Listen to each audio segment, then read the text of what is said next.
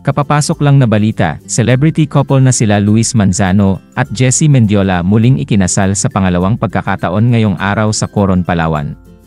Ito ang ibinahagi ni ABS-CBN Entertainment reporter na si MJ Felipe.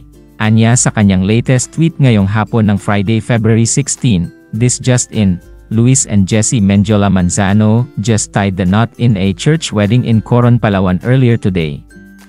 Father Tito Caluwag officiated the wedding attended by families and friends of the couple. Jessie and Luis' civil wedding was held last February 21, 2021 at the farm in San Benito in Batangas. Ayon nga kay MJ ngayong araw February 16, ay muling nagpakasal ang dalawa sa isang church wedding sa Palawan, kaya sa latest post ni Jessie Mendiola nitong nakaraang Valentine's Day ay nasa Palawan ang kanilang pamilya. Present din at hindi mawawala ang ina ni Luis na si Velma Santos na pumunta ng Palawan nito lang isang araw. Hi everyone! Happy Valentine's Day po sa inyong lahat. We're going on a special occasion.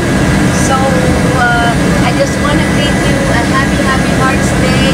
Enjoy your special day. And of course, enjoy love. Love you all! Nanduroon din ang matalik na kaibigan ni Luis na si Alex Gonzaga, kasama ang asawa, na si Mikey Morada, para dumalo sa kasal ng kaibigan.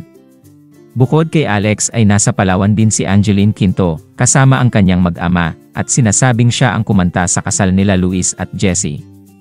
Sa mga oras na ito ay wala pang ibinabahaging larawan o video sa naganap na wedding ng couple.